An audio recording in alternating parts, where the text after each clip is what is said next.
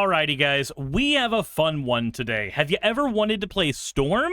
No? Okay, so you're a normal human being. What if you wanted to play Stormy Aggro? Would that be a little more appealing?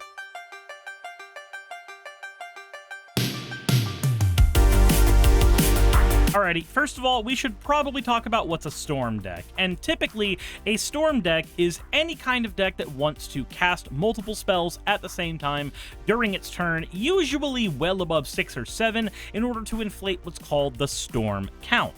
The Storm count is however many spells you've cast during that turn, or rather, how many spells have been cast during that turn. The idea is to inflate the storm count so high so that you are able to get some massively powerful, dumb spell out that cares about the amount of spells that you have cast, or having cards on the board that give power or damage based on the amount of spells you have cast that turn. And today, we're leaning into that power side of that conundrum so that we can do a lot of fun Is It Aggro shenanigans. Today's commander is going to be Balmor, the Battle Mage Captain. Now, Balmor is a very simple commander on his surface. He's got flying, and he gives all the creatures you control 1/0 and trample until end of turn whenever you cast an instant or a sorcery spell. And our deck is going to be running 29 instant or sorcery spells. Now, you could pretty much go ahead and just build this deck as a token machine that makes a lot of little dudes and then turns them into monsters with Balmor. And we're going to be doing a little bit of that, but I want to add in a couple layers of spice. The first layer of spice is that we will not be running any ramp. That's right. This is going to be another rampless experiment, and the reason we're doing that is the mana curve of our deck is so obscenely low that I believe we can get away with it. Here, let me go ahead and show you. We are running so many 1 and 2 mana cards with a handful of pockets of cards at higher mana values that I believe we are in a perfectly reasonable spot to be running a rampless deck. Now, obviously, we are going to have some of that token generation because we need a way to build a board effectively off of nothing. So we have Shark Typhoon to make flying dudes, we have Murmuring Mystic to make flying dudes, Talran to make flying dudes, and we have Alrund the Sky Dreamer that makes flying dudes at a smaller rate, but has a big explosive ability if we happen to get to 5 cards drawn, giving Alranda and all of our Drakes plus X, where X is the number of cards in our hand. This can give us enough of a push to make for a very powerful play, but we're also going to be running a Feywild Caretaker. This card grants us the initiative, and the initiative is one of my favorite mechanics in all of Magic. So the initiative allows you to have this little token on yourself that says if anybody punches you, they get the token. Whenever they get the token, they take the initiative. Whenever you take the initiative, and at your upkeep, if you've kept the initiative for a turn cycle, you will go 1 room deeper into the dungeon. And you can only choose 1 dungeon with the initiative. The initial part of the dungeon will allow you to get a basic land out of your deck into your hand, but the subsequent parts help us out a lot as well. The Forge lets us put 2 1/1 counters on a creature, which is very important since we are an aggro deck.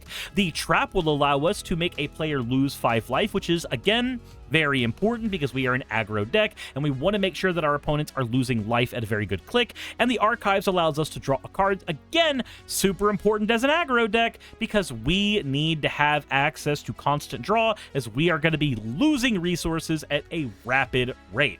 Then, the final ability is Throne of the Dead 3, which allows us to grab a creature from the top 10 of our library, throw it onto the battlefield for free, and give it 3 1/1 counters, and then hexproof until the end of the turn cycle. This means that we can take any of our little dudes you'll see later in the deck and turn them into absolutely nightmarish monstrosities that our opponents have to deal with. Now, the Feywild Caretaker also says at the beginning of our end step, if we have the initiative, we get to make a 1/1 blue fairy token, which of course Balmor will be able to pump up later on in the game. Now, we need to have creatures for the initiative to grab, so we're going to be running a lot of unblockable guys. Aarakocra Sneak, which allows us to get the initiative as well while have flying. Then we have Departed Deckhand, Looter Ilkor, Triton Shorestalker, Dwarf Infiltrator, Mistcloak Herald, Slither Blade, Shoreline Looter, Storm Chase Mage, Storm Fleet Sprinter, and Sprite Dragon. All of these are effectively copies of the same card with small variations. They either have flying or they have unblockable. Now, the looters are a little bit different as they add draw power to our deck, and in the case of our looters, we have one very special one who's actually going to be in a different section because of how powerful his looting ability can be. Then we have Malcolm the Eyes, who can give us the investigate ability, but otherwise is a flying haster who does his job and does it well. We're also going to be running a Sword Coast Serpent. This gives our deck a little bit of removal, and it's a 6/6 creature that is very hard to block, something that is hard to use in a deck like this unless it comes down off of the initiative.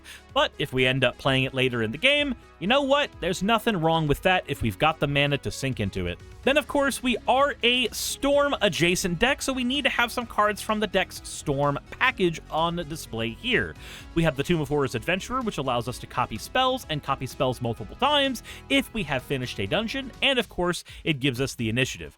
Then we have Double Vision, Swarm Intelligence, and Thousand Year Storm.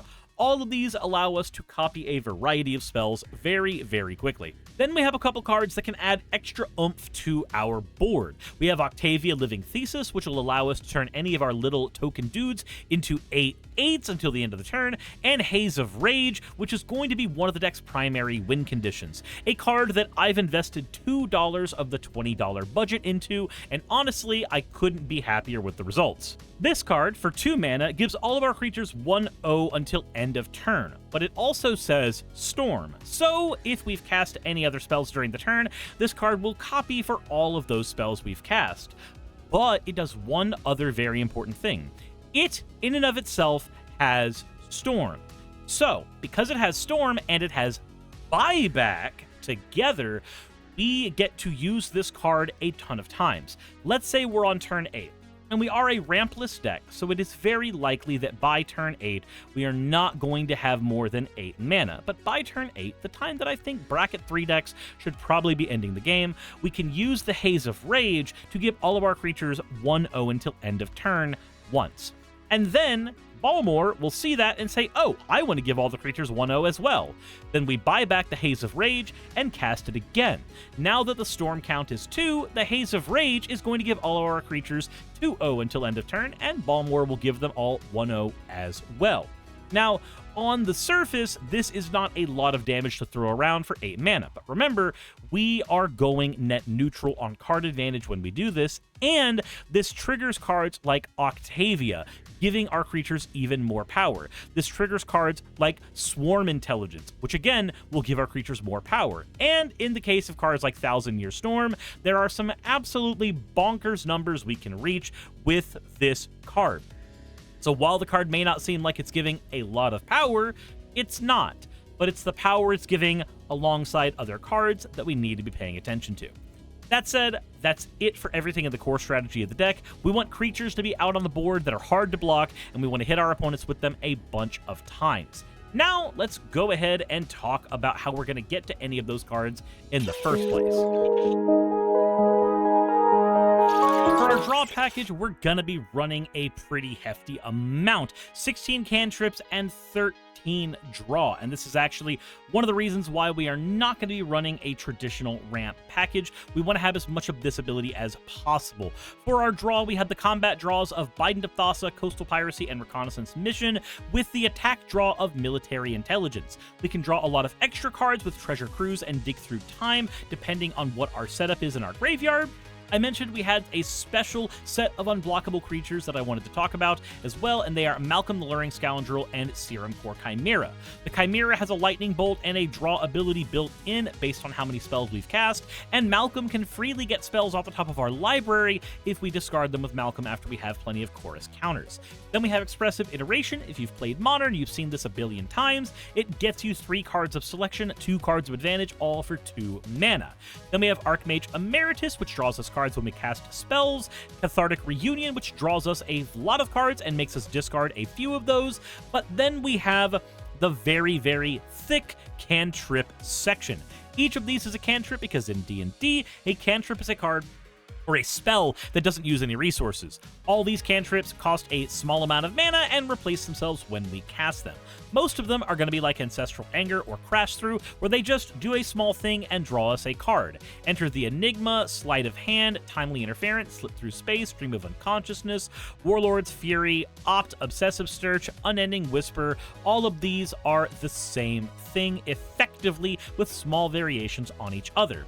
Then we have some very strong versions of this, like Preordain, which lets us scry 2 to draw a card, and Consider, which allows us to surveil and draw a card, which does really well with cards like Dig Through Time. We also have Thought Scour, which can go well with cards like Dig Through Time, but more importantly, can be used to stop an opponent's Worldly Tutor or Vampiric Tutor in a pinch. Then we have Impulse, which gives us 4 cards of selection with 1 card of advantage in our hand when we cast it. And we also have Fist of Flame, which if we copy with our Storm cards, is going to give us a lot of extra power on top of the draw that it provides. And that does it for all of our draw package. Let's go ahead and talk about removing our opponent's stuff, because we have a few ways of doing that, though less than normal. Now we have some soft ways to get rid of our opponent's cards littered in our other packages, bouncing, dealing with things with Lightning Bolt, etc., but we have only 7 cards that are dedicated to single target removal. We have Suplex and Abrade to get rid of artifacts or creatures, Resculpt, which does the same thing but with a higher cost, Refute and Negate as our counter spells to keep our strategy safe, a Siren Storm Tamer because it can counter spells while also being a flying creature, and Prismari Command that can get rid of a variety of different threats via its shock ability or its ability to blow up an artifact, or it can give us treasures, or it can draw us cards, depending on what you need it to do. Then we have Blasphemous Act and Chain Reaction. 2 cards that should be able to clear a board out very quickly, but again, we are not running a lot of these because it is not what our deck should be focused on. As we don't have a ramp package here, we are only going to be running 15 islands as well as 10 mountains, with our tapped lands being a Temple of Epiphany so that we have access to it early, and our untapped lands being Exotic Orchard, Command Tower, Cascade Bluffs, Shivan Reef, Ferris Lake, Sulphur Falls, and Frost Boil Snarl, with our fetching lands being Ash Barrens, Evolving Wilds, Terramorphic Expanse, and a Myriad Landscape, because if we happen to get it early, then why not benefit from the extra ramp that it will give us without taking up any other dedicated slots in the deck. And that does it for everything in our deck. Hopefully you guys enjoyed, and let's go ahead and talk about how to play the deck real quick so that you can see kind of how this thing runs. Alrighty, looking at this opening hand, I think we're going to give it a shot. We've got 3 lands, we have all of our colors, and we have a Wharf Infiltrator to work with our commander, so I think I'm willing to go ahead and give this a shot. Let's play the Terramorphic Expanse, and let's go into the library and get an island out for our trouble, and then past our opponents. Moving into the next turn, we get to go ahead and play a mountain and tap 2. Let's get the Wharf Infiltrator out so that we can start sculpting our hand. Drawing again, let's play an island, tap 2, get Balmor out, hit with our Wharf Infiltrator to draw 1 and discard that island away. Moving into the next turn, we have an Exotic Orchard. Let's go ahead and pay 1, 2, 3, 4, play that Biden of Thassa, and now we can just start getting really aggressive with our hits, drawing a few cards, and then discarding a couple away. Out of these cards here, I kind of I'm willing to toss the Abrade away. I want to hold on to the Negate. Let's move to the next turn, play that island, and now here's where we have a question. Which is more important, the Talrin the Sky Summoner, which will make us very scary very quickly, or the Arakocra Sneak, which won't be super spooky? I think doing the non-spooky play is the right move here, because the non-spooky play allows us to not small bean, because that's just lying to our opponents, but it allows us to have a little bit of deniability a little bit. Let's go ahead and swing with both of these, drawing our 3 and discarding 1 and 3 for the end of the turn. And let's go to the next turn. We are at turn 6. Let's play this mountain. And now I think we can go ahead and get Tall Rand out, swinging with all of our guys to draw 1, 2, 3, 4, and discarding 1, 2. I want to keep most of what's here. Oh, I lied also. I should have played military intelligence earlier. But yeah, that's how we're going to end up doing that there. That's how we're going to have that set up. Let's move to turn 7. And now we need to start doing moves. It's time to start making plays. So let's pay 1 and do sleight of hand, letting us look at these 2 cards. And let's put the Haze of Rage into our hand and this to the bottom of our library. And that's going to give all of our creatures a little bit of extra power. And let's go ahead and add a Drake onto the battlefield. Then we can pay 1 more mana for the Ancestral Anger, drawing us a card. And then we can pay 1, 2, 3, 4 and use that Storm count to play the Haze of Rage with buyback. So we've got a few Drakes here now. They can't swing, but all of these creatures have extra power. So let's go ahead and swing with them. Bonk, bonk, bonk. We know that we have the initiative because of the Aarakocra sneak, but I'm not going to worry about tracking it right now because I think that we're almost at... We're basically at the end of the game here. Let me show you why and how. Swinging with all these creatures lets us do a draw of 1, 2, 3, 4, and then we discard a few of these down. Of these, I think we need to keep the Dig Through Time. We can discard the Reconnaissance Mission. We can discard the Island. And... man, I guess the Unending Whisper? I don't want to get rid of that because of what it does. Blast Act protects us in case things go sideways, and we need the Haze of Rage. Maybe it's the Cathartic Reunion and the Expressive Iteration because they cost more mana. Maybe those are the ones that go away. Okay, so now our turn is going to come up, and we draw an Impulse. We have 1, 2, 3, 4, 5, 6, 7 mana. We need to keep 4 of it available for the Haze of Rage. So we do 1 for Warlord's Fury. All of our creatures gain first strike, and we get a Drake token. And we're going to go ahead and call this guy here Storm Count. So we do 1, and then we pay 1, and we do the Unending Whisper to draw a card. Storm Count is 2. Then we pay 1, and we do the Thought Scour, milling 1, 2 to draw 1. Storm Count is 3. I would have liked to extended it further, but we don't have that luxury right now. Also, we have 2 more Drakes that are summoned this way. I guess, let's see here. Cast this from graveyard, harmonize cost, tap a creature you control. So I can only do this with 1 of my creatures, but I can reduce its power. I can reduce by a lot, actually. Okay, yeah, I could use that later. That's definitely gonna... I'm gonna hold that there as a mouse tool to help us later. Let's then do 1, 2, 3, 4, and let's go ahead and do the Haze of Rage with the buyback. And that's gonna give our creatures... Let's see here. It's got the Storm. So we're going to give all of our creatures 4-0 until end of turn. Balmor is giving them 4-0 as well. So this Drake, these 2 Drakes right here, or these 3 Drakes that were spawned on previous turns, they are each swinging for 10. We are just eliminating a player out of existence. Because our Wharf Infiltrator is swinging for 9, Aarakocra is swinging for 9, the Drakes are swinging for 10 each. Because we can use the Haze of Rage. We also can play this Evolving Wilds and crack it just so that we have access to the island for a later turn. But yeah, a player is dead now. We are hitting them for 60 some odd. A player is gone.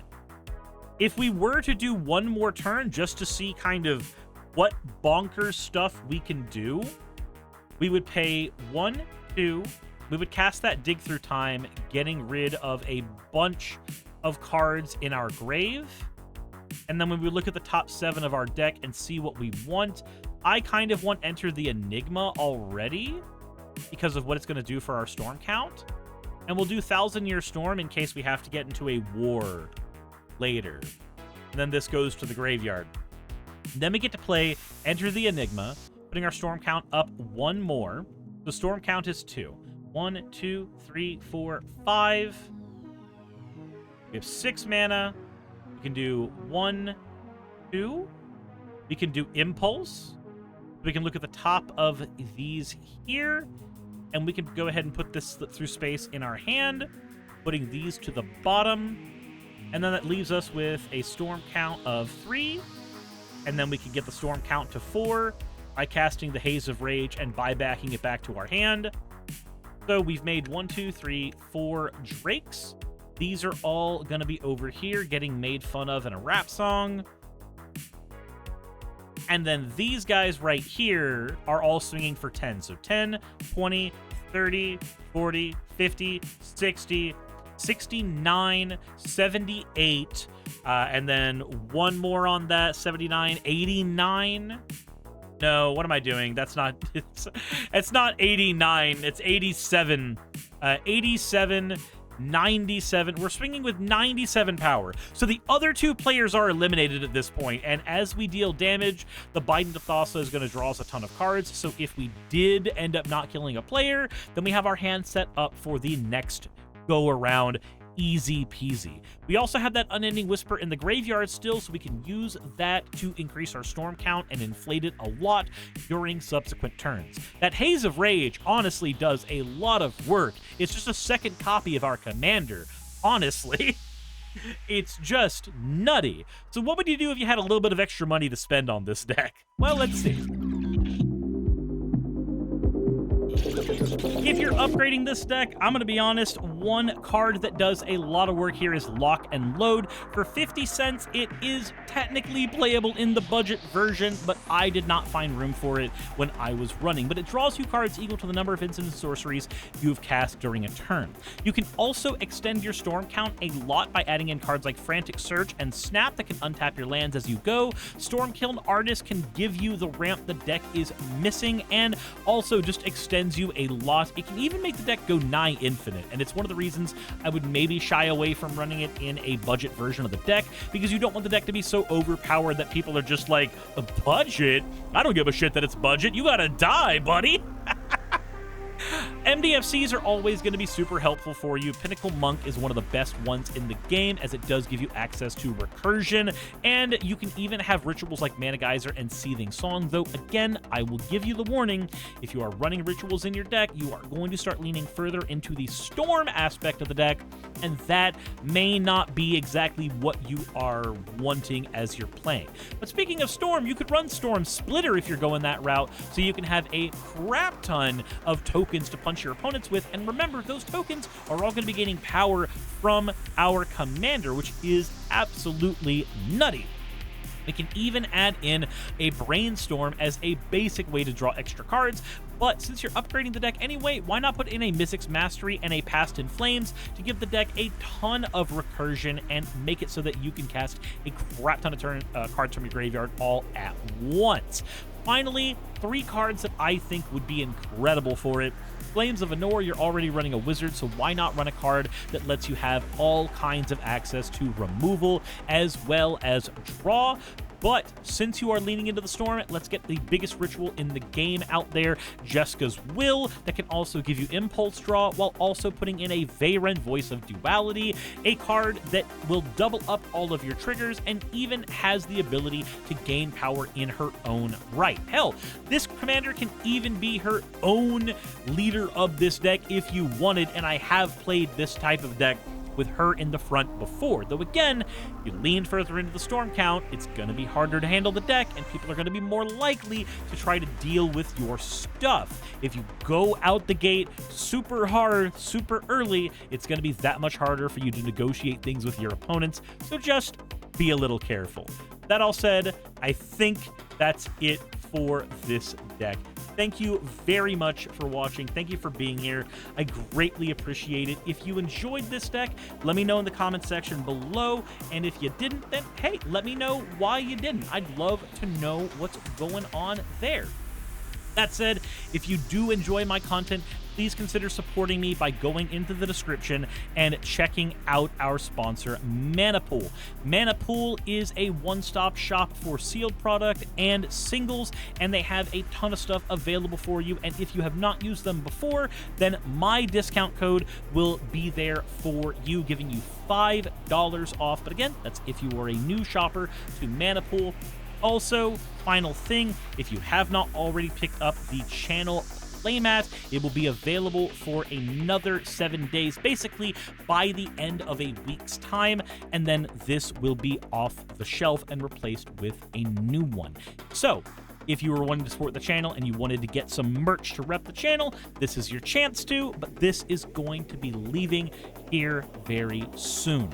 That said, thank you all very much for watching. I greatly appreciate each and every one of you being here. It means the world to me as we get closer and closer to 10K. Thank you for watching, and I will hopefully see you all in the next one. Insert end of video tagline here.